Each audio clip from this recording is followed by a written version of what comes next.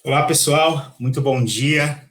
Quero saber se o pessoal está conseguindo me ouvir bem, se está funcionando. Deixa eu só ver aqui se está tudo ok com o meu áudio, para a gente poder começar a nossa apresentação. Acredito que sim, que está tudo ok, que está tudo funcionando. Primeiramente, muito bom dia. Eu me chamo Hélito Agapto e hoje a gente está aqui para falar um pouco mais sobre segurança da informação em tempos de trabalho remoto. Tivemos um grande problema mundial há pouco tempo atrás e ninguém esperava por isso, ninguém esperava que isso acontecesse. Foi algo completamente inesperado para todos. E aquelas empresas que antes simplesmente não permitiam o trabalho remoto, aquelas empresas que antes, quando você falava de home office para elas simplesmente viravam o nariz e diziam que isso era completamente impossível de acontecer, de permitir que seus usuários trabalhassem dessa maneira.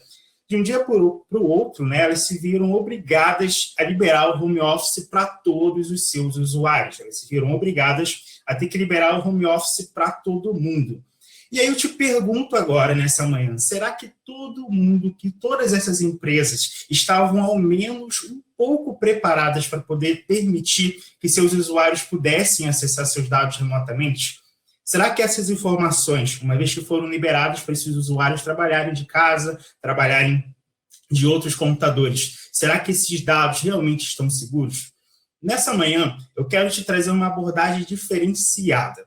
Eu não vou falar aqui de produto específico, não vou falar para você de plataforma N, plataforma X, eu quero te trazer conceitos. Por que, Wellington, que você diz que você não vai trazer produto, vai trazer conceito? Porque, no final das contas, o que você quer como cliente, o que os nossos clientes querem no dia a dia, é a solução do problema dele. Ele não quer saber se você vai utilizar a Amazon, se você vai utilizar a Google, Microsoft. Ele tem um problema e você precisa resolver esse problema e você precisa trazer uma solução para o seu cliente. Por isso que eu vou trazer todas as soluções para você em forma de conceito, para que você possa refletir, para que você possa realmente pensar e se colocar no lugar das maneiras como eu vou te apresentar essas soluções.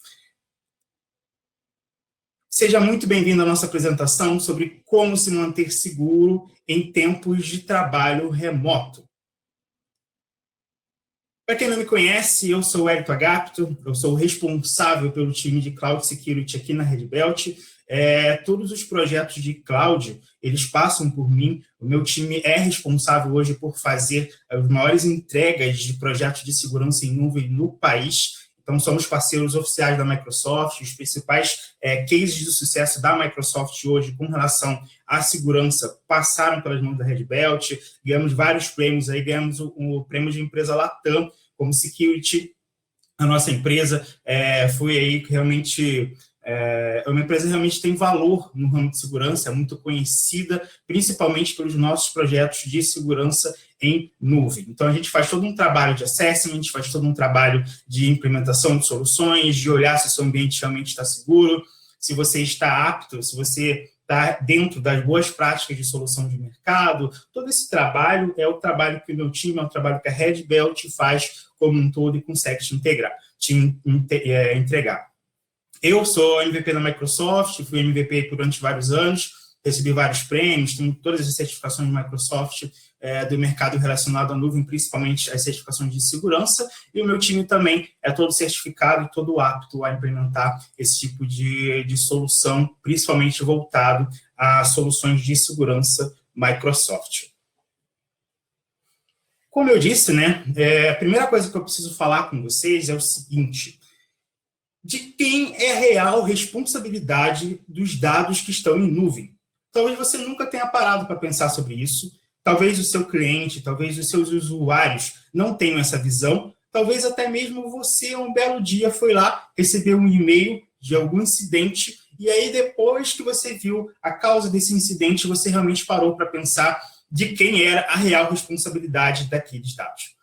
Muito se falava em migrar para a nuvem, né? Isso é vendido até hoje. Produtividade. A nuvem te entrega uma produtividade. Você pode trabalhar de qualquer lugar, você pode trabalhar de casa, posso trabalhar do celular, posso trabalhar do iPad, posso trabalhar de qualquer dispositivo. Isso realmente é muito bom, porque você permite que o seu usuário seja produtivo, não importa onde ele esteja. Beleza, legal, isso é ótimo, mas e a segurança desses dados? Uma vez que você está falando que esse usuário pode acessar essa informação do tablet dele, do iPad dele, de qualquer lugar, você está falando que esse dado pode ser acessível por qualquer outra pessoa também que tenha acesso a esse tipo de dispositivo. A grande pergunta que eu te faço é o seguinte, tá? Muitas pessoas não entendem que a responsabilidade de um dado que está em nuvem, ela é compartilhada. Mas, Wellington, o que você quer dizer com isso? Eu ainda não entendi. Eu trouxe essa tabela porque essa tabela ela é muito simples de se entender. Dependendo de como for a sua solução de nuvem hoje, você precisa compreender que os seus dados podem ser de responsabilidade sua ou da plataforma que você contratou. Putz, Wellington, ainda não entendi, não faz sentido para mim. Eu vou te dar um exemplo prático para que você possa compreender melhor. Por exemplo, você tem lá um dado no seu SharePoint, tá? Você subiu um arquivo no seu SharePoint, tá lá, subiu, tá legal, o dado está sendo acessado por todo mundo. Só que a pessoa que implementou o seu SharePoint, ela não seguiu as boas práticas de implementação de segurança e deixou o teu site completamente público, onde qualquer pessoa pode acessar aquela informação. Se esse dado cair em mãos erradas, a responsabilidade é de quem? É do SharePoint, da plataforma que você contratou? É do seu usuário? É do administrador? De quem é essa responsabilidade? A responsabilidade vai cair sobre a pessoa que fez uma má configuração naquele produto. Você não tem como responsabilizar a empresa que você contratou para poder armazenar os seus dados, uma vez que a configuração não foi devidamente efetuada da maneira como deveria. Então, se você não tem hoje uma boa implementação de nuvem, uma boa visibilidade do que está sendo compartilhado, você precisa dar essa visão para os seus usuários, tá? Que a responsabilidade de um dado que ele joga em nuvem também é dele, também é da empresa e não apenas da plataforma que você contratou. Vou dar um exemplo mais prático para você, o próprio OneDrive. Eu fui lá, beleza, subi um arquivo no OneDrive, compartilhei para você. Só que o link que eu gerei um link público, eu não gerei um link exclusivo para aquele e-mail poder acessar aquele dado. De quem é a responsabilidade daquela informação se acontecer algum problema? Então, essa tabela, ela te mostra, né? Então, por exemplo, se você tem uma infraestrutura física, o data center é sobre toda a sua responsabilidade. Você cuida daquele data center, você cuida do firewall, você cuida dos sistemas de rede, você cuida do sistema operacional que está rodando. Essa responsabilidade é 100% sua. Agora, se você está utilizando, por exemplo, uma máquina virtual, você subiu uma máquina virtual em ambiente de nuvem. Beleza, máquina virtual, responsabilidade, né, da plataforma que você contratou. Agora, digamos que a pessoa que subiu essa máquina virtual simplesmente subiu uma porta e deixou essa porta liberada externamente. De quem é a responsabilidade daquela porta, daquela configuração que não foi entregue de uma maneira correta? Precisamos muito, preste atenção no que eu vou te falar, você precisa compreender que a responsabilidade ela é compartilhada. Quando a gente contrata um serviço de nuvem, a gente contrata aquele SLA, a gente tem a disponibilidade daquele serviço sempre ativo, você tem a garantia de que aquilo sempre vai estar lá, né, disponível quando você precisar, tem o SLA que você contratou, porém, se aquele serviço tem qualquer possibilidade de compartilhamento externo e você não configurou aquilo de uma maneira correta, aquela responsabilidade passa a ser sua. Então, precisa ter em mente, precisa compreender que a responsabilidade desses serviços de nuvem, ela é sempre compartilhada. Parte é da plataforma que você contratou e parte vai ser sua, de você configurar corretamente, de você seguir as boas práticas, de você ter alguém que possa te colocar no caminho exato de como você vai fazer essas configurações. E aí, eu vou trazer para vocês algumas dicas e cenários práticos. Mais uma vez, não vou falar de uma solução de produto A ou B, posso trazer alguns exemplos do nosso dia a dia, e eu vou trazer isso tudo de uma maneira exemplificada, para que você possa compreender e seguir o raciocínio junto comigo. Wellington, eu estou vendo aqui que a primeira dica que você tem para mim é MFA para todos os usuários. Beleza, cara, já estou ouvindo muito falar de MFA, recebo e-mails de MFA, as pessoas falam de MFA comigo a todo momento, mas aí eu te pergunto, legal, você está ouvindo falar, mas está habilitado no seu ambiente? Os usuários já sabem, os usuários já conhecem para que serve o MFA? O MFA é um multifator de autenticação que ele garante que aquele usuário que está acessando aquele dado, está acessando aquela informação, é realmente ele, uma vez que ele manda para o usuário um SMS, uma autenticação via push, aquele usuário, através de um outro dispositivo, vai ter que dizer que é realmente ele que está acessando aquele dado, que está acessando aquela informação. E o MFA está aí para isso. Wellington, não rolou, a gente teve que liberar acesso remoto aqui, muito corrido, o usuário nunca entender, nunca compreender esse negócio de MFA, para mim não deu certo. E eu compreendo o seu lado, eu sei que é realmente muito complexo. E qual é a dica de segurança que eu tenho para você agora nessa manhã? Habilite o MFA, ao menos para os administradores do seu ambiente. Por que, Wellington, você faria esse tipo de coisa? Porque eu, como um atacante, eu, como uma pessoa mal intencionada, a primeira coisa que eu quero fazer é tentar acessar as identidades de pessoas que têm privilégios no seu ambiente. Falando, por exemplo, dando um exemplo de Microsoft, se você tem lá um usuário que ele é global admin no seu tenant, é um usuário que ele tem acesso a todo o ambiente. Se o atacante tem acesso a uma conta desse administrador, ele pode sim acessar os dados do seu C-Level, do seu diretor, do seu gerente, dos donos da empresa.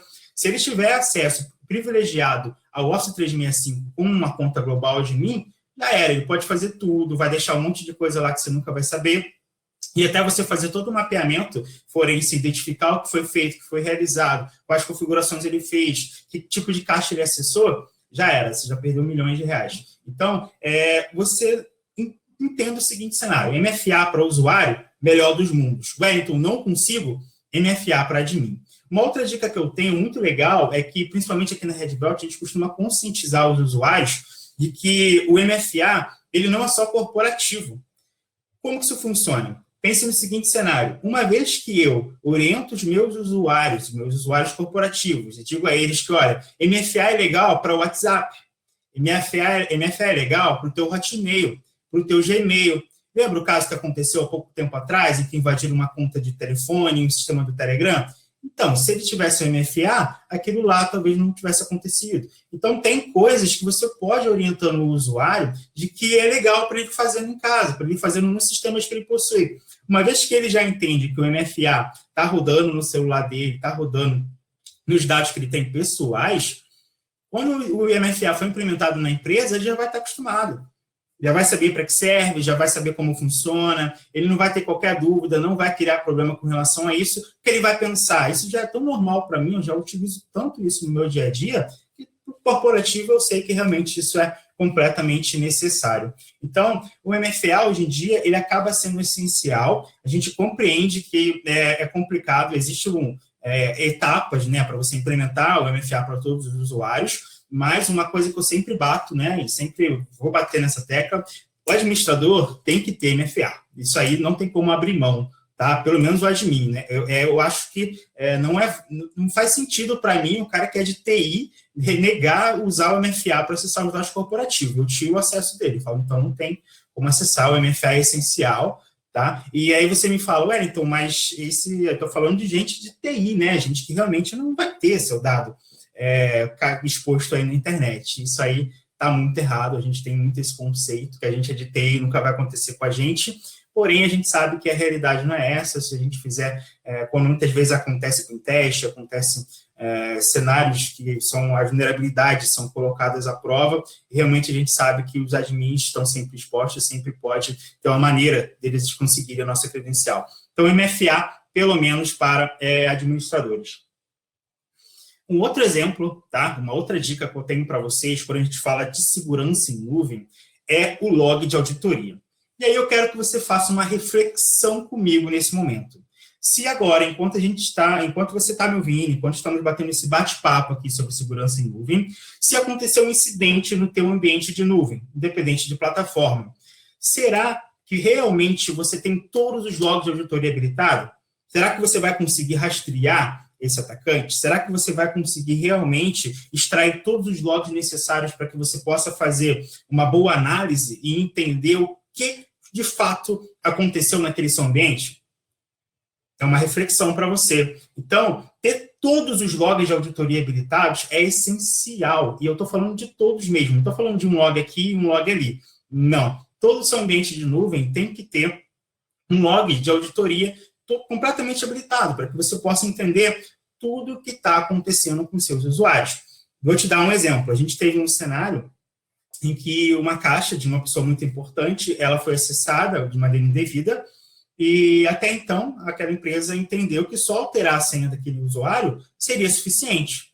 Seria suficiente. Eu fui bater o pé e falei, não, pessoal, a gente precisa fazer uma análise, Até que a empresa entendeu, a gente fez uma análise e, através dos logs, identificamos que ele havia criado regras de fluxo de mensagens, mandando tudo que aquela pessoa, que era tão importante para a organização, todos os e-mails que ela enviava uma cópia automática para um Gmail fake que o atacante tinha criado. Então, aquela pessoa estava sendo completamente espionada, não fazia ideia do que estava acontecendo, para ela só mudar a senha era suficiente, e através do log de auditoria, chegamos num cenário em que foi possível identificar, né, o IP dessa pessoa, de onde ela veio, fizemos toda uma análise baseada no acesso, e a gente conseguiu levantar a data que isso aconteceu, ele conseguiu levantar na mente dele que aquele dia realmente ele acessou de uma máquina diferente e tudo mais. Então, a gente chegou no consenso. Isso tudo foi possível por conta do log de auditoria. Então, não pense que é tudo automático, não pense que isso é responsabilidade do seu provedor, não pense que você contratou, já está tudo lá funcionando, porque não está. Existe realmente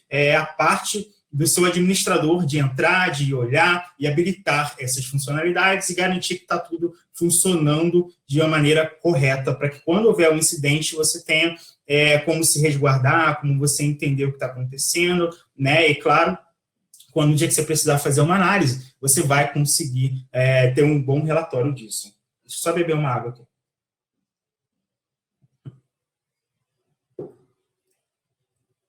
Uma outra dica bem legal que eu tenho para vocês é a dica de bloqueio de regras de encaminhamento automático de mensagens.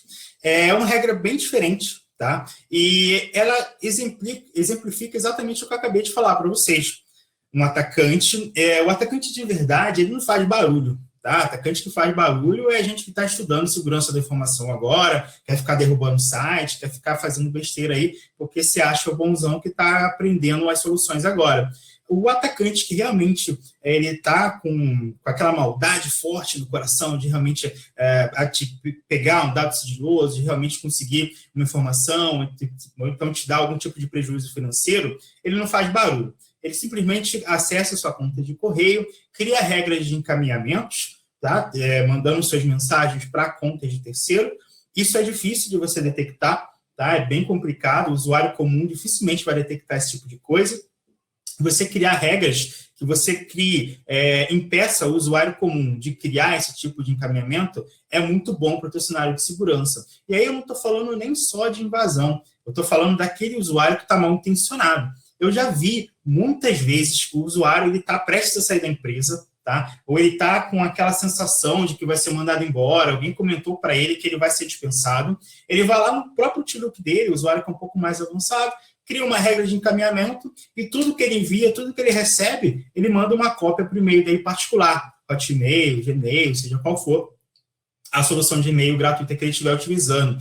E o que acontece quando o usuário faz isso? Ele está vazando informações. Isso ele pode levar para o seu concorrente, pode vender, ele pode fazer um monte de coisa com esses dados, com essas informações. Ou ele pode até mesmo estar pensando em abrir a própria empresa e estar levando sua base de clientes para poder oferecer os serviços dele mais barato. Acontece muito, não pense que isso não acontece, porque pode estar acontecendo agora no teu cenário, a gente não tem nem ciência. Então, criar regras de bloqueio para encaminhamento automático de e-mails, ela é uma maneira essencial, tá, de você também atingir um bom nível de maturidade, de segurança no seu ambiente. Um outro cenário que tem acontecido muito, principalmente agora, em tempos de home office, em tempos que as pessoas estão trabalhando de casa, é o envio de spam em massa. Temos recebido muitos chamados de clientes de máquinas que estão enviando spam em massa. E por que isso acontece, Wellington? Não entendi. O que acontece é que agora em home office, quando as empresas liberaram, o usuário está acessando da máquina dele, a máquina dele está com Windows pirata, que ele baixou lá no torrent, a máquina dele está com Office pirata, que ele baixou lá no torrent, a máquina dele não tem antivírus, a máquina dele não tem qualquer controle de segurança.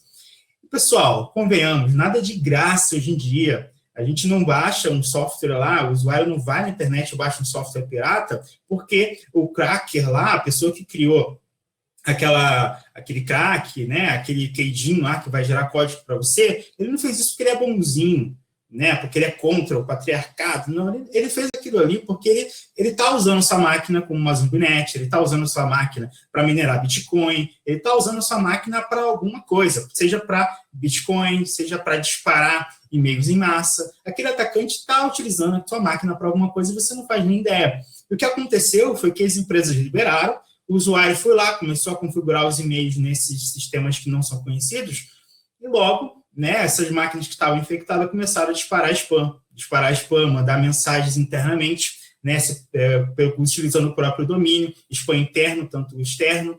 E quando você não tem um controle de saída de spam, o que acontece é que o teu domínio vai entrar numa blacklist. E suas mensagens vão começar a cair no lixo eletrônico dos outros usuários, porque tem máquina sua enviando spam e você não está nem sabendo. Então, é muito importante hoje você ter um controle de saída dessas suas mensagens, tá? Então, por exemplo, você tem lá um sistema do Office 365, exemplificando, existem maneiras de a gente criar regras de você bloquear o controle de saída de spam, ou não, então eu não quero bloquear, mas eu quero ser avisado se tem alguma máquina suspeita. Eu posso criar um alerta dizendo, olha, se houver uma suspeita de envio de spam em massa, dispare um e-mail para a TI. Você vai ter total visibilidade do que está acontecendo no seu ambiente, do que está acontecendo na sua organização. E lembra que eu te falei lá no início que eu ia te trazer conceitos e ideias para abrir a sua mente? Eu tenho certeza que você que está me acompanhando agora já está se colocando no meu lugar, já está pensando no teu cenário do dia a dia, se faz sentido ou não. Porque o técnico a gente vê muito. Você entra no blog da Red Belt, tem muita coisa técnica. Você vai no Google, tem muita coisa técnica na internet. Agora, ter alguém que te traga uma visão, que te traga uma visibilidade do conceito, para que te faça abrir a sua mente e pensar em coisas que antes você não havia pensado, isso você só vai encontrar aqui nos nossos eventos da Red Belt, os eventos que a gente abre para os nossos clientes. Uma outra dica que eu tenho para vocês é um conceito de mercado que está sendo muito, muito utilizado, e esse conceito ele está totalmente dentro da Lei Geral de Proteção de Dados, que é o quê? Você tem uma boa política de classificação e proteção de dados e e-mails. E o que isso quer dizer, Wellington? Me exemplifica isso aí para mim, porque não fez sentido ainda.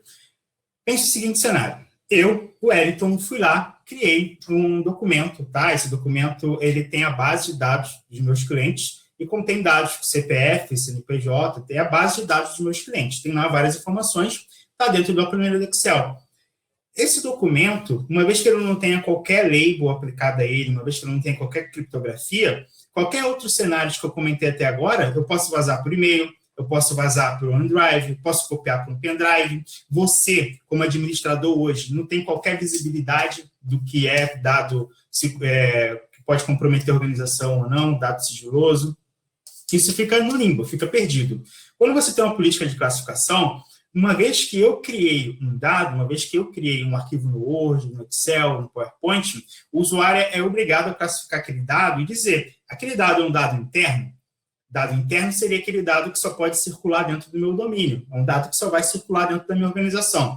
Aquele dado é um dado sigiloso, é um dado realmente confidencial, né? Ele só pode ser acessado por uma pessoa específica, ou aquele dado, aquela informação, uma informação pública. Pode mandar, pode enviar, por exemplo, essa apresentação seria um caso de apresentação pública. Não tem qualquer dado sigiloso, não tem informação de cliente, não tem CPF, é uma apresentação, um PowerPoint. Então, o que pode ser enviada para qualquer um, não tem problema algum com ela, é um dado público. Agora, se essa apresentação, se esse PPT tivesse dados da minha empresa, números de venda, né, números de chamada de cliente, número de invasão, de tentativas de invasão, seria um dado interno, que só poderia ser circulado internamente por funcionários da empresa. Exemplificando isso para vocês, tá?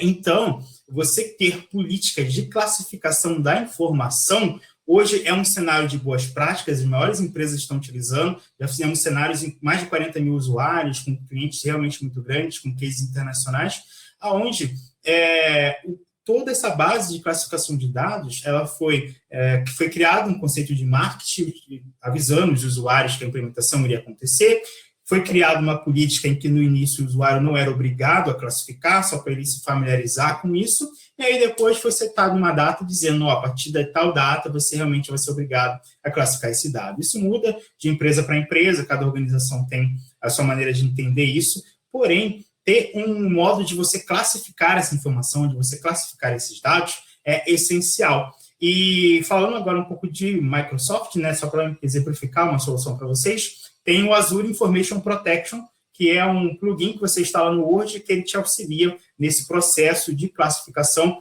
e proteção da informação. E aí, cada dado pode ser criptografado de acordo com o cenário que você predeterminar. Isso quer dizer que se eu pegar aquele dado, jogar no pendrive, né, um dado que está criptografado, jogar no pendrive, tentar acessar de uma outra máquina, não vou conseguir. Se eu pegar aquela informação e enviar por e-mail para alguém que não tem acesso àquela informação, não vou conseguir. Consigo rastrear um dado, consigo classificar aquele dado de maneira automática. Tem vários cenários que você pode criar. Porém, você classificar uma informação está totalmente dentro da Lei Geral de Proteção de Dados, do que você vai precisar fazer.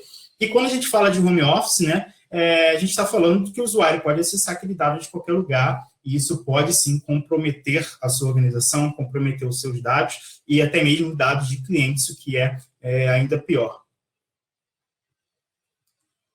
Agora eu quero falar um pouco com vocês sobre política de expiração de dados.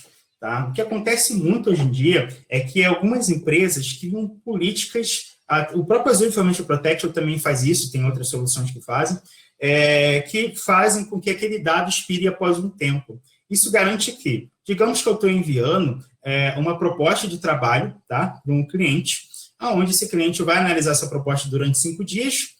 Depois de 5 dias, a proposta não faz mais sentido ficar com ele. Então, eu posso criar uma política dizendo que aquele dado, que aquela informação, ela vai expirar em um determinado período de tempo. Isso vai fazer com que aquele dado não seja acessado por pessoas não autorizadas após o dado que aquele realmente, o tempo que aquele dado realmente deveria ser acessado por aquela pessoa, deveria ser acessado por aquela organização. Um outro conceito, tá, que apesar de parecer simples, você vai olhar aqui, bloquear contas não utilizadas, mas quando a gente entra no cliente, que a gente faz o assessment inicial, a gente vê que poucas empresas realmente fazem esse tipo de controle. Quando você não faz um bloqueio de contas não utilizadas por um determinado período de tempo, você está gastando dinheiro. Por que, então, eu estou gastando dinheiro? Não faz sentido. Porque, por exemplo, se você está utilizando uma solução em nuvem, você está pagando por usuário. E se você tem um usuário, que esse usuário não faz parte da sua organização, ou o usuário não precisa mais acessar aquele recurso, não está acessando por 30, 40, 50 dias, você está pagando uma licença para ele, que poderia estar sendo enviada para um outro recurso, e você está pagando, né, sem necessidade. Então, você ter um controle baseado naquelas contas, se elas são utilizadas ou não por um período de tempo, ele vai ser essencial para você garantir a segurança da sua informação. Um outro exemplo básico é que, às vezes, o usuário já saiu da organização, ou ele está simplesmente viajando, ele está fora, não vai acessar aquele dado por um tempo, e a conta dele teve a credencial vazada. O atacante vai acessar aquela informação, o atacante vai acessar aquele dado, e você vai ter problemas com certeza. Tá? Um outro cenário é o cenário de DLP. O cenário de DLP é o cenário, tá, de Data Loss Prevention, que ele vai criar políticas específicas para evitar o vazamento de dados, evitar o vazamento de informação. Por exemplo, Wellington, eu tenho lá na minha empresa, tá, um cenário, digamos que eu seja de uma empresa que eu trabalho no hospital, tá? Eu trabalho no hospital e imagine o seguinte cenário: uma pessoa foi lá, pegou a nossa base de dados e vazou a nossa base de dados. E essa base de dados tinha pessoas possivelmente estavam infectadas com Covid-19, algo que não era público, algo que não é bom.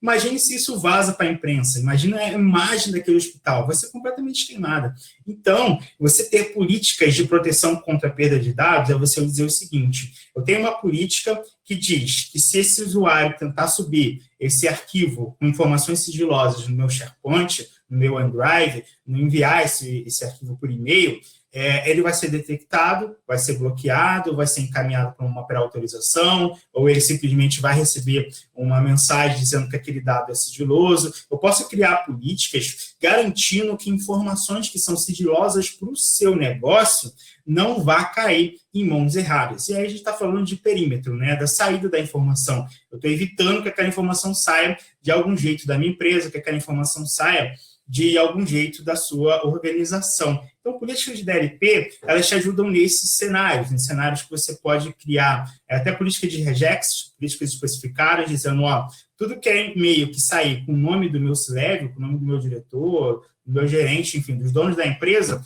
vai cair numa caixa de auditoria, um exemplo, tá? Então, você pode criar N cenários aí, que você pode ser criativo e realmente garantir a segurança da proteção das informações que estão sendo enviadas agora em home office. Quando a gente fala de home office, né, a gente está falando, o usuário está acessando da casa dele, pode estar encaminhando para o e-mail dele particular, pode estar encaminhando para um monte de pessoa, ou ele está acessando de uma lan house, está acessando do computador da prima, do computador da namorada, você não tem ideia de onde ele está acessando. Se aquela máquina está atualizada, se não está, então fica muito mais complexo. Então, tem um DLP tá, na sua ponta, né, no seu perímetro ali, te ajudando no controle da saída de dados, vai te ajudar. E o DLP também está totalmente dentro da Lei Geral de Proteção de Dados, é uma solução que você vai precisar ter uma hora ou outra, não vai ter como fugir, independente do home office ou não. Um outro cenário, tá, que esse cenário aqui tem tudo a ver com o que eu estou falando agora para vocês de home office. Tá? Por que que isso tem tudo a ver? Existem maneiras de você criar políticas de risco de logon. O que seria um risco de logon, Wellington? Eu não estou compreendendo o que você está me dizendo. Eu vou te explicar agora. Uma política de risco é o seguinte cenário. Um atacante foi lá e obteve uma credencial. Tá? O atacante de verdade, ele não vai acessar da máquina dele, né, o Office 365 com aquela credencial, por exemplo. Pode ser qualquer outro serviço de novo. Ele não vai acessar da máquina dele. Ele vai pegar um proxy anônimo, ele vai conectar via Tor, ele vai tentar, de alguma maneira, se esconder para que ele não seja identificado. Você pode criar uma política de risco de logon dizendo o seguinte, olha, se esse usuário tentar acessar o e-mail dele utilizando uma rede Tor, bloqueia esse cara. Se esse usuário tentar acessar o e-mail dele de um proxy anônimo, bloqueia. Ou não quero bloquear, Wellington, eu quero simplesmente pedir o MFA. Posso criar uma política exigindo o MFA para ele. Então, políticas de risco de logon, elas são políticas que se baseiam no risco da identidade do usuário, naquele risco que pode estar gerando para ele. Então, se eu estou acessando de uma rede top, por que um usuário bem intencionado dentro da sua empresa vai acessar o seu e-mail numa rede top?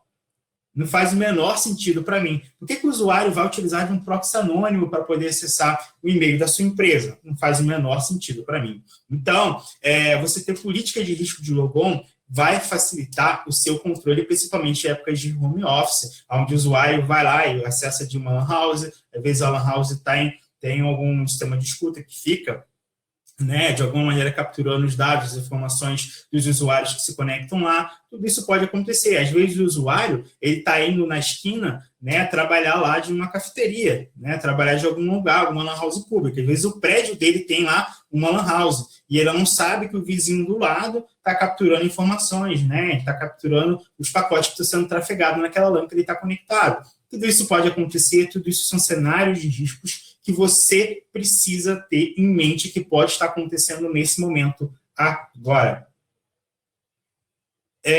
Um outro cenário, tá? Quando a gente fala de segurança em nuvem, aqui segurança em nuvem de uma maneira geral. Quando a gente fala de ter um único sistema de identidade para o usuário, normalmente a gente utiliza, né, um dos mais utilizados no mercado hoje, com certeza é o Microsoft Active Directory. Quando você fala de implementar sistemas em nuvem, você está falando de pegar seu Active Directory no local, integrar esse AD com um sistema de nuvem para que o usuário tenha um único logon, né? Para que faça o chamado SSO. Se esse usuário tiver uma senha para nuvem, uma senha para AD no local, uma senha para outro sistema, fica complexo para ele, fica chato, você vai ter muitos chamados de troca de senha. Então, se você tem um único sistema controlando isso, é muito melhor.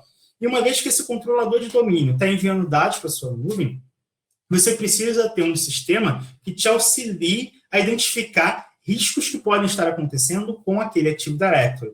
Existem soluções inteligentes que se baseiam em Machine Learning, tá? Exemplificando aqui para vocês, tem o Azure ATP, por exemplo, é um agente que você instala no seu Active Directory. Esse agente nada mais faz do que capturar todos os pacotes que trafegam pelo seu AD, identificar risco de acesso, risco de usuários, né, possíveis ataques de força bruta, os ataques mais conhecidos do Active Directory já identifica e gera cenário de alertas para vocês.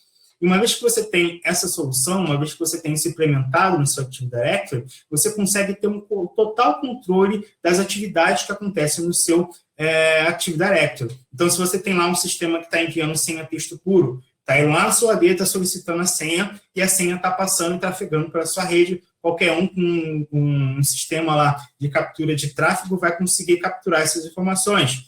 Ele consegue identificar comportamentos através de contas de Rolling Token, através de contas e grupos sensíveis. Como isso funciona, Wellington? Eu quero exemplificar para você agora. Um atacante, quando ele entra no seu Active Directory, o que ele faz primeiramente, né? A primeira coisa que ele vai tentar fazer é conseguir algum acesso privilegiado, tá? Digamos que ele tenha conseguido esse acesso privilegiado, o que ele vai fazer é entrar num grupo que tem uma permissão maior, tipo, digamos, exemplificando aqui um domain admin da vida, entra no grupo domain admin, faz tudo o que ele precisa, acessa tudo o que ele precisa, sai do grupo em seguida. E isso com um script o atacante consegue fazer em, sei lá, 5, 10 minutos no máximo. Ele vai lá, faz, executa tudo o que ele precisa, sai fora do grupo. Se você não tem uma ferramenta que te ajuda no controle de atividade do Active Directory, você nunca vai saber que aquilo aconteceu. Então, minha empresa é segura, eu tenho um monte de coisas aqui, isso não vai acontecer. Vou dar um outro exemplo para você. Um usuário mal intencionado.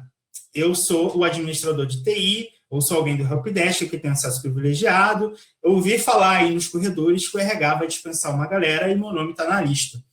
Mas antes disso eu preciso acessar algumas informações, preciso copiar alguns documentos, preciso salvar algumas coisas ali. A pessoa mal intencionada faz o quê? Coloca o usuário dela no grupo, acessa essas informações, tira o usuário dela do grupo. Ninguém nunca vai suspeitar, ninguém nunca vai saber. Então, se você não tiver um controle das atividades que acontecem no seu Active Directory baseado em grupos sensíveis, você não vai ter nunca acesso a esse tipo de informação. Um outro cenário que você pode fazer é criar uma conta de Rolling Token, que é uma conta que vai ficar lá, né, uma conta que não tem qualquer privilégio administrativo, mas ela tem um nome chamativo. Então, quando o atacante entrar no seu ambiente e quando ele fizer o processo de reconhecimento, vai olhar aquela conta, vai falar, pô, aquela conta ali parece ser administrativa para mim. Vai tentar acessar. Na hora que ele tentar acessar, vai gerar um alerta aí para a sua equipe de segurança, essa equipe de segurança vai tomar as devidas ações. Falando de Office 365, né, de Microsoft 365, a gente tem aí o Azure ATP que faz esse tipo de controle, esse tipo de alerta para você, tá bom? Um outro cenário é um cenário de descoberta avançada para e-mails e arquivos de nuvem. Aí, quando a gente está falando de home office, como a gente está falando de trabalho remoto, a gente está recebendo uma enxurrada de e-mails relacionados ao Covid-19. Muito e-mail. E a gente sabe que a mídia está aí, todo mundo está preocupado, todo mundo está tenso com tudo isso, e o usuário, ele vai abrir. Quando ele receber algum e-mail assim, principalmente se esse e-mail, né, se for alguém se passando por alguém da empresa que está encaminhando para ele, dificilmente esse usuário não vai abrir esse tipo de e-mail. E o que acontece é que se você não tiver uma solução que trate essas mensagens de uma maneira avançada, você não vai conseguir combater esse tipo de ameaça para o seu ambiente e para os seus usuários. Aqui eu estou falando de soluções que trabalham com machine learning, né? A gente tem os nossos anti-spam comum, mas tem soluções que trabalham com base em inteligência artificial para poder chegar na conclusão que se aquele e-mail é um e-mail válido ou se aquele e-mail é uma solução que realmente está ali só para poder derrubar alguma conta, alguma credencial dos seus usuários. Um outro cenário, tá? E esse cenário é muito importante, é o cenário de criptografia de informações corporativas para dispositivos móveis. Eu estou aqui falando com vocês do meu notebook, porém eu tenho aqui meu celular e eu tenho as contas da empresa aqui no meu celular, Hotmail, tenho meu Hotmail, meu Gmail, e eu tenho a conta corporativa, tá? Também configurada aqui no meu celular. A grande diferença é, quando você tem um celular e os dados corporativos estão criptografados naquele celular, os dados corporativos estão dentro de uma bolha pelo qual eu não consigo vazar aquele dado, se eu pegar o meu e-mail aqui, da Red Belt agora, tentar copiar um dado do e-mail e jogar no WhatsApp, eu não consigo. Se eu pegar um dado que está no meu OneDrive da Red Belt, tentar compartilhar para o meu iCloud, não consigo. Se eu tentar fazer o download de um anexo do e-mail que está na Red Belt e jogar para o meu dispositivo, não consigo. Eu tenho uma bolha. Então, foi disponibilizado para mim o acesso através do meu celular, esse celular é meu, é pessoal, porém, se eu tentar copiar qualquer dado, vazar qualquer informação, eu não consigo. E se amanhã eu sair da organização, a Red Belt vai lá e manda limpar somente os dados corporativos que estão no meu dispositivo. Então, você precisa ter maneiras de garantir que aquela informação está criptografada, que aquela informação está sendo controlada por você e que não vai ser acessado por terceiros e por pessoas não autorizadas. Vocês estão entendendo o que eu queria dizer lá no início? Estão conseguindo acompanhar o raciocínio comigo? Eu não estou falando aqui de solução, de produtos, né? Não estou te vendendo nada, não estou te vendendo produto nenhum. Estou te trazendo cenários reais e cases que acontecem diariamente, pelo qual você pode seguir o raciocínio comigo e se colocar no meu lugar e entender se aquilo realmente faz sentido ou não para sua empresa. Você pode me dizer, todos os itens que você falou, 3, 4 faz sentido para mim, 5 fazem sentido para mim. Né? Então, o que eu espero estar conseguindo que você acompanhe comigo o raciocínio e chegue na conclusão que realmente existem cenários que você precisa se preocupar nesse momento onde as pessoas estão trabalhando de casa, onde as pessoas estão trabalhando em cenário de home office. Uma outra dica que eu tenho para você é o seguinte: quando a gente está falando de home office, está trabalhando do usuário trabalhar de casa ou não, a gente está falando que ele está recebendo uma enxurrada de e-mails, está recebendo um monte de phishing, de spam, está recebendo muitas ameaças. Existem maneiras de você identificar as URLs que estão sendo enviadas para aquele usuário e validar se aquela URL é uma URL válida ou não, antes que aquele usuário clique. Isso é uma inteligência que o usuário recebeu o e-mail tem um link, aquele link leva ele para uma página falsa. Essa página falsa era uma página que já foi, de alguma maneira, enviada por outros usuários. A Microsoft já identificou aquela URL como uma URL potencialmente crítica, uma URL que realmente pode causar problemas, ele vai ser bloqueado, aquele usuário não vai conseguir acessar aquela URL. Então, existem maneiras hoje de você conseguir controlar o que o usuário clica no e-mail, né, garantindo que aquele e-mail é realmente um e-mail válido ou não. Isso em cenários práticos, em cenários do dia a dia, por exemplo, algumas empresas receberam esse tipo de phishing. O usuário recebeu o e-mail, aí tinha lá, a nossa empresa está liberando R$600 para os nossos usuários, que o governo agora anunciou, né, R$600. Então, ele recebeu lá um e-mail, um spoofing, era alguém se passando por um usuário da empresa dele que disparou para um monte de usuário. Estava lá a mensagem: a nossa empresa está liberando R$600 para todo mundo, entre aqui e se cadastre. A página era uma página fake, o usuário colocava lá o usuário e o logon dele, já era. Não recebia esses R$600 nunca, a credencial dele vazou, já estava na mão do atacante e aquela empresa foi exposta. Se ela tivesse um controle de URL, que fizesse essa pré-validação, ela com certeza não teria caído nesse tipo de golpe, os usuários dela teriam sido protegidos desse tipo de ameaça. E a gente sabe que, principalmente o brasileiro, ele quer levar vantagem de tudo. Então, se ele recebe um e-mail lá, um iPhone de 5.000 por 1.500, uma televisão de R$4.000, Ultra HD, Power lá, agora está vendendo por R$500. O cara clica, não tem jeito, a pessoa vai acabar clicando uma hora ou outra. Então, você precisa ter um controle que faça essa pré-validação de URL antes que os seus usuários caem nesse tipo de ameaça, tá?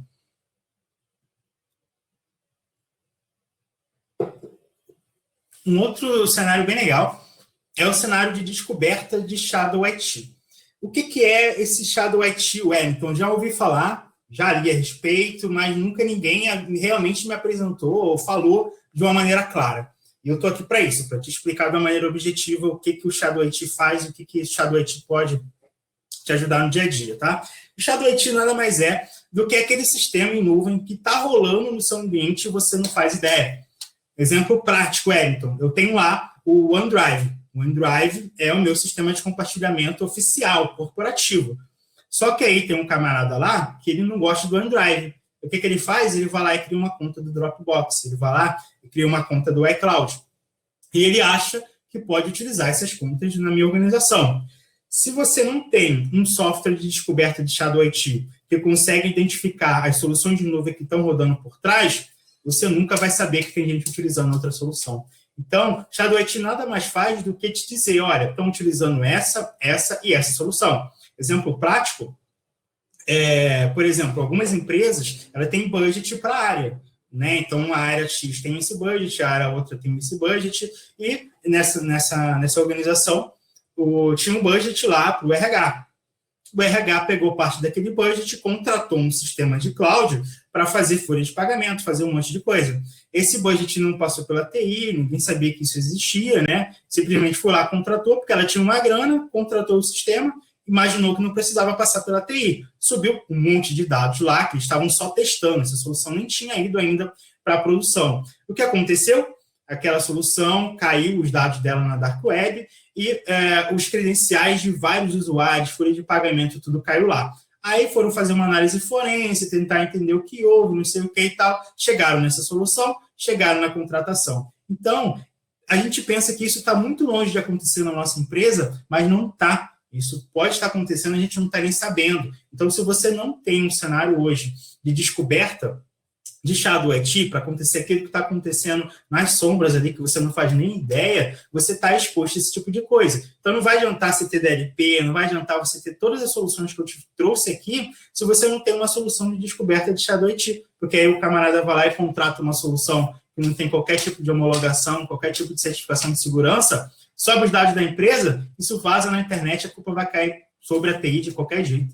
Né? Na hora que isso vaza, que isso cai, a cabeça de quem rola é de quem está na TI, não tem jeito. Então, a gente precisa ter o controle do que está acontecendo nas sombras realmente, tá?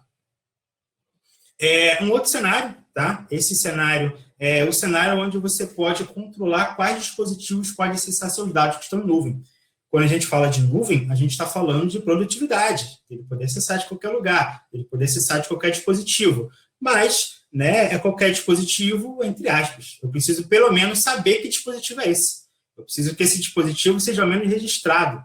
Eu não posso permitir né, que esse usuário acesse, pegue o celular dele lá que tem um root, o celular que está totalmente desbloqueado e acesse os dados corporativos nele. Eu preciso ter um controle dizendo que, pelo menos, esse dispositivo seja conhecido pela minha TI. Porque senão fica complicado. O cara tem lá, a licença dele permite que ele instale em 10 dispositivos. Como é que eu vou controlar esses 10 dispositivos? O cara vai instalar um monte, pega o celular do filho, do primo, da tia, e sai configurando e-mail lá, você não faz nem ideia. Isso já aconteceu, tá? Não pense que isso não acontece, porque isso acontece. O usuário mais espertinho ouviu falar do amiguinho da mesa do lado, que se ele usar o Office 365 corporativo dele na casa dele, a licença do Office dele vai estar disponível também. Então, ele vai poder baixar o Office lá, e vai conseguir usar o Office na casa dele. Aí o espertinho vai lá, escuta da prima que pediu para ele formatar a máquina dele. Aí ele vai lá e pega essa mesma licença e configura na máquina da prima. E vai passando. Então, se você não tem um controle dizendo que só dispositivos conhecidos possam acessar, né, obrigando ele a fazer algum pré-registro antes, já era. Você perde totalmente o controle dos seus dados, totalmente o controle das suas informações. Isso, para você controlar depois, irmão, você não vai ficar difícil. E uma vez que você libera isso, para você também tirar do usuário, é mais difícil, né? Você já deu o doce para ele. Agora você vai tirar o doce, vai ficar difícil.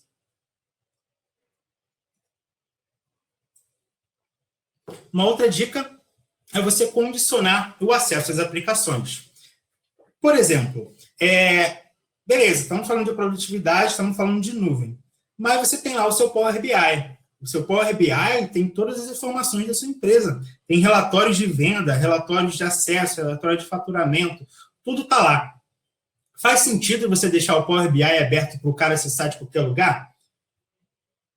Faz sentido você deixar o seu SharePoint aberto para a pessoa acessar de qualquer lugar? Na minha visão, não faz. Não sei a sua. Eu entendo que você condicionar o acesso é você dizer, beleza, você vai acessar o Power BI, porém, você precisa estar dentro do meu range de IP. Está dentro da minha empresa, está dentro do cenário conhecido, pode acessar seu Power BI. ou não é. Então, isso para mim é restritivo demais, eu não quero fazer assim. Ok, cria uma regra de acesso condicional dizendo, para acessar o Power BI externamente, você precisa estar dentro desse grupo. Caso contrário, ninguém vai acessar. Informações e sistemas que são altamente sigilosos precisam ser controlados externamente. Imagine agora, em tempo de home office, o Power BI é liberado para todo mundo, o SharePoint é liberado para todo mundo. Né? Beleza, não quer fazer o controle por IP, não quer fazer um controle por dispositivo conhecido, faz um controle por grupo.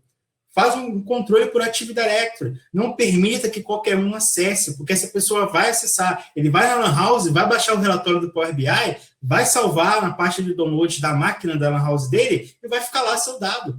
Ele vai acessar da casa do primo, está fazendo home office, mas de repente ele foi lá visitar o primo, visitar a mãe. Está lá na mãe, pediram um relatório para ele está longe do computador dele, ele vai acessar o computador da mãe dele. A mãe dele que clica em todos os e-mails que ela recebe, a mãe dele que está com a máquina vulnerável, não tem um antivírus, vai acessar. Então, você condicionar o acesso é você dizer quem pode acessar aquela informação, aonde e quando aquela pessoa pode acessar aquele dado. É criar regras que vão controlar o seu ambiente, condicionando o acesso às suas aplicações de nuvem.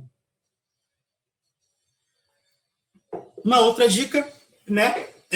Wellington, legal, você falou de logs, você falou de sistemas, você falou de tudo isso. Porém, é inviável, tá, pessoal? É completamente inviável você ter uma única pessoa que faça o controle de todos esses logs. Você ter uma ferramenta de CIEM, tá, que consegue pegar todos esses eventos de segurança, integrá-los todos numa única fonte, e essa fonte gerar para você, né, seja playbooks, essa fonte pode simplesmente bloquear o usuário de maneira automática, pode executar ações automáticas, você pode ter uma empresa que olha isso para você, você pode ter um sistema que vai gerar logs, gerar alertas, somente os principais. Você precisa ter alguém que controle isso e te direcione. Porque imagine, legal, tem controle de tudo isso, mas isso vai me gerar trocentos alertas. E às vezes eu preciso priorizar qual alerta realmente faz sentido eu tratar naquele momento ou não. Então, você precisa ter uma ferramenta de CIEM, uma ferramenta que vai te ajudar e te auxiliar nesse controle desses alertas, nesse controle dessas atividades do seu dia a dia. E eu trouxe para vocês alguns exemplos de alertas que vocês podem utilizar. Por exemplo, criação e atribuição de política no teu ambiente de nuvem. O cara foi lá, criou uma política permitindo acesso para ele próprio. Foi lá, criou uma política permitindo que o Power BI seja acessado por uma pessoa que antes não era. Criação de política de qualquer sentido, de qualquer cenário, eu preciso ter o controle do que está acontecendo. Grupo de segurança de rede. Como eu comentei com vocês, o atacante vai lá, joga o usuário num grupo que tem privilégio, faz o que tem que fazer e sai. Ele não vai deixar o usuário lá para fazer barulho, ele vai sair. Você precisa ter um alerta nesse sentido também. Alguém excluiu um grupo de segurança de rede, atualizou algum tipo de regra, criou ou alterou grupo de segurança, regra de file. Cara, você precisa ter um controle, tá? Do que realmente está acontecendo no seu ambiente para você conseguir chegar do outro lado com outras soluções. Voltando um pouquinho lá no início, tá? Eu quero que você volte agora, que a gente falou um pouco sobre a responsabilidade, né? Do que é responsabilidade sua, do que é responsabilidade da contratada, da empresa que você contratou. Quando a gente fala de redes, principalmente em nuvem, acontece muito, pessoal, mas muito, muito, muito. As empresas vão lá, às vezes contratam a empresa de nuvem está ok. A empresa vai lá, faz qualquer implementação, implementa de qualquer jeito, mas ela é uma empresa de nuvem, é uma empresa de produtividade. Ela fez a implementação voltada para você trabalhar de casa, mas não está preocupada com a sua rede, não está preocupada com a sua segurança, não está preocupada se aquele dado é sigiloso ou não, ela não está preocupada com nada disso, ela foi lá para te entregar aquilo que você contratou, que é produtividade. Ok, agora segurança, uma empresa que não tem o viés de segurança acompanhado junto dela, ela não vai te entregar um projeto de nuvem com viés de segurança. Ela vai te trazer produtividade, você vai conseguir trabalhar de qualquer lugar, vai conseguir fazer tudo. Aí depois, né, você vai olhar com calma, você vai ver que foi implementado de qualquer jeito, que não tinha o viés de segurança, aí você vai trazer um outro problema. Então, por isso que a segmentação de rede, ela vai ser importante para você no seguinte cenário, raciocine comigo. Uma empresa foi lá, fez o projeto de migração sua para a nuvem, migrou suas máquinas virtuais, só que as redes dela não estão segmentadas, estão liberadas para todo mundo acessar de qualquer lugar. Você consegue acessar independente da localidade que você estiver, está liberado para o público. A porta, aí eu vou te falar um cenário que acontece muito, tá? A pessoa cria uma máquina virtual lá no Azure, na Amazon, seja onde for, e aí ela pega a porta lá 3389, a porta de acesso remoto, né? E simplesmente libera para a internet. Não tem qualquer controle. Aí o cara pega um botzinho lá e fica disparando. Controle tentando descobrir senha, tentando derrubar serviço, acessando o protocolo. Não é uma máquina que está publicada para a internet. Aí você contratou uma empresa, beleza, foi lá, fez o que você precisava, mas não teve qualquer controle de segurança. Então, acaba te trazendo um problema futuro. Então, você precisa olhar para a segmentação da sua rede, né? Que rede é conhecida? Qual IP realmente é conhecido por mim? Como é que eu diferencio se o cara está acessando internamente ou externamente? Como é que eu faço esse controle de segurança para poder garantir que tudo está conforme eu realmente queria, tá?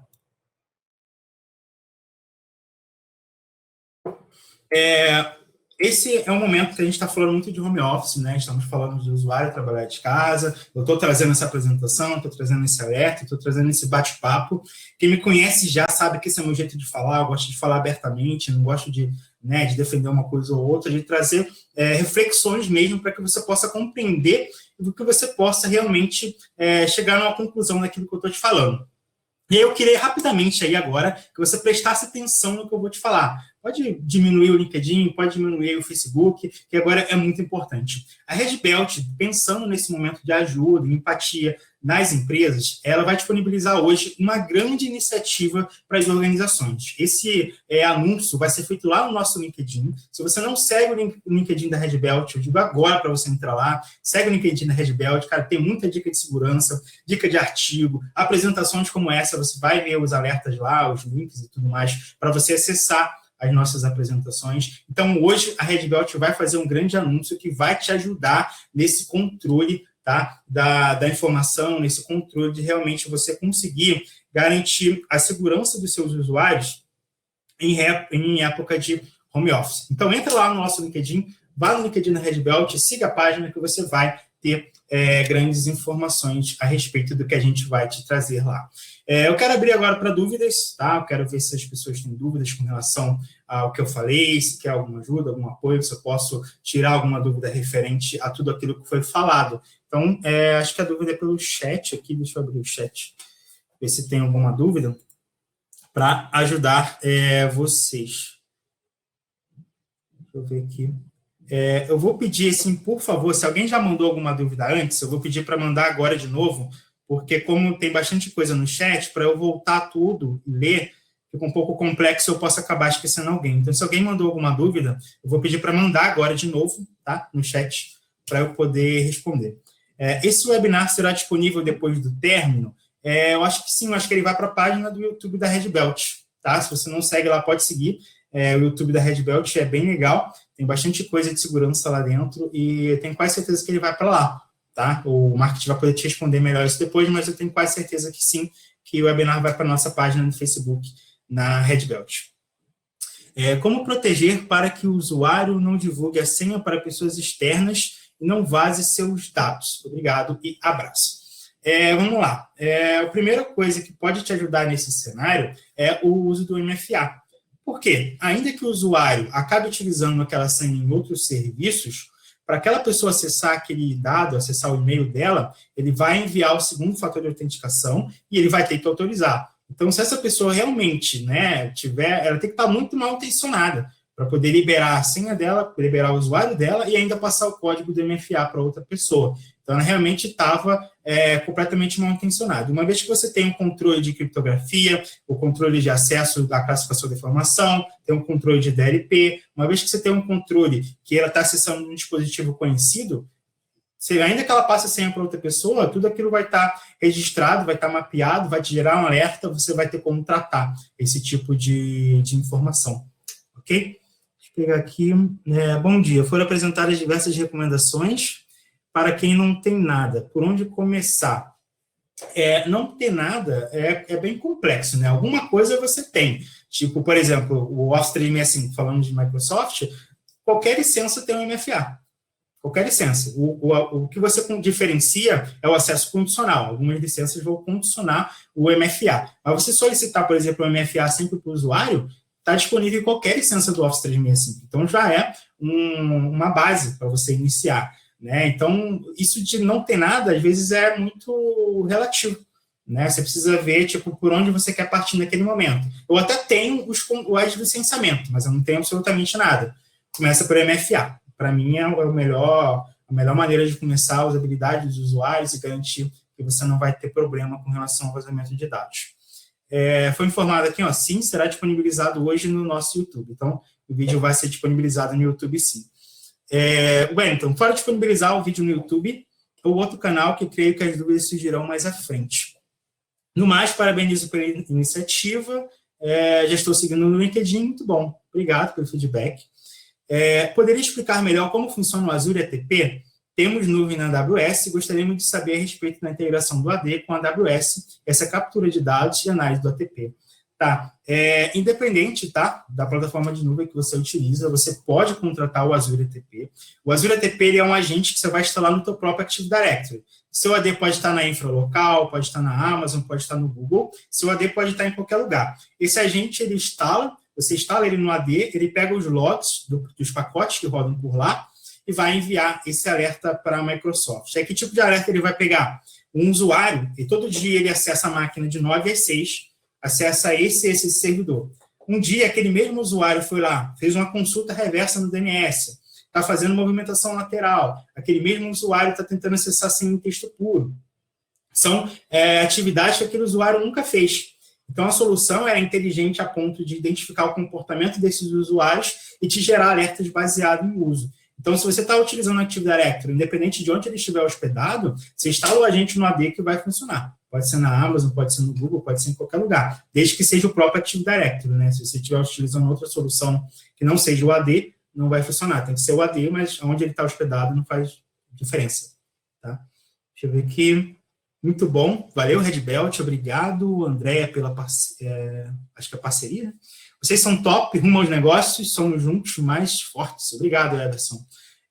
O Marcelo, né, mandou aqui. Como fazer com que o usuário que utiliza a nuvem ou a rede corporativa fique atento aos alertas que acontecem, alguns problemas ou mesmo invasão? Como você faz para fazer com que os usuários fiquem alertas, né? Aqui, por exemplo, na Red Belt, a gente tem um e-mail, que é o e-mail da segurança da informação, que a gente dispara de vez em quando. Então, você pode criar, junto com o seu marketing interno, junto com os seus recursos humanos, uma cartela, tá? Que é enviada, uma cartela de segurança que é enviada, por exemplo, de 15 em 15 dias, ou uma vez por semana, ou uma vez por mês, dependendo de como você chegar na sua negociação, onde você passa dicas de segurança para o usuário. Então, a cada 15 dias, você prepara um e-mail lá e você dispara para os usuários com uma dica específica, dica de segurança do e-mail, dica de MFA, dica de controle de phishing, né, para ele evitar ameaças. Por exemplo, a gente normalmente dispara, estamos recebendo muitos e-mails phishing com Covid-19. Tome cuidado, a empresa não envia nenhum alerta nesse sentido. Né? Então, por exemplo, a empresa não envia nenhum e-mail solicitando informações de cartão de crédito, de CPF. Há casos em que a empresa receberam e-mails, tá, com um ticket de refeição lá, uma pessoa falando que a empresa estava solicitando atualização do ticket de refeição, né, e agora alguns aplicativos de comida aceitam o ticket de refeição. E já era, o usuário caiu, botou os dados do ticket dele lá e depois só viu os descontos vindo no ticket de refeição dele. Então, isso é muito de educação. Você pode criar, em conjunto com a sua equipe de marketing, com a sua equipe de RH, quem for o responsável pela comunicação interna, né, esses e-mails que vão ajudar na educação dos seus usuários. Top demais, Wellington, parabéns, obrigado a todos os envolvidos, valeu, Ricardo. Deixa eu ver aqui... A validação de link também é uma função do ATP? Sim, a validação de link é do Office 365 ATP. Você consegue fazer uma validação dos links que são enviados ao e-mail antes que aquele usuário clique. Tá? O nome dessa solução é Office 365 ATP. Valeu, Red Belt, demais, Wellington, parabéns, muito obrigado. Muito bom, não havia pensado nisso. Esse era o objetivo, tá? Você trazer essa reflexão para a galera. Mas ele veio o que temos com a equipe de segurança de rede para fazermos. Perfeito, Marcelo, o objetivo é esse mesmo, tá? Tem alguns clientes onde toda a infraestrutura dele local. Para atender esses clientes com demanda de home office, eu levantei um serviço de VPN utilizando o OpenVPN. Ok, gera os certificados com senha e tal. Porém, achei muito interessante essa questão do MFA. Você sabe dizer se existe alguma forma de implementar MFA com OpenVPN? Enfim, se souber e puder dar uma dica, OpenVPN eu preciso validar, mas outras soluções de mercado, como Fortinet e outras soluções de VPN, ele integra sim. OpenVPN eu preciso ver se existe essa possibilidade, tá? Por ser open, eu não sei dizer se realmente funciona, mas outras soluções de mercado, por exemplo, o FortiGate, a gente consegue fazer funcionar. Isso funciona bem, sim. Eu consigo integrar o MFA da Microsoft com ele sem problema. Tá? Bom dia, Wellington. O ATP está incluído na licença Azure AD Premium P1 ou apenas P2? Essa informação de licenciamento específica, Rafael, eu não vou saber te dizer. A gente tem uma equipe de licenciamento aqui na Red Belt, você pode mandar um e-mail, acho que para mim, wellington.agapto@redbelt.com.br, que eu te encaminho para a pessoa responsável de licenciamento, tá? Ela vai te saber dizer exatamente qual que é a licença. A gente tem equipe de implementação, de segurança, que é onde eu participo, e tem equipe de licenciamento e vendas. Aí, realmente, como o licenciamento da Microsoft muda a todo momento, né, eu não vou saber te dizer exatamente qual até para eu não te dar alguma informação aqui que talvez não condiza com a realidade, tá bom? Fortinet, consigo integrar com o MFA do Azure? Perfeitamente. Fortinet funciona bem, tá? Você consegue integrar. É possível, sim, MFA com o OpenVPN. Show de bola, estamos homologando essa solução e funciona bem. Perfeito, ó, já acabaram de responder aqui que funciona com o OpenVPN, sim. Tá? Como eu não tive nenhum projeto de implementação com o OpenVPN, só com soluções de caixa, né? Aí sim, de mercado sim, mas Open eu nunca tive. Sabe me informar qual treinamento focado em segurança? O treinamento MS500, o Microsoft 365 Security, tá? O M365. Se tu procurar no Google aí, Microsoft 365, treinamento Microsoft 365 Security, tu vai achar. O nome da prova é MS500, tá? É o nome da prova oficial, tem esse recurso.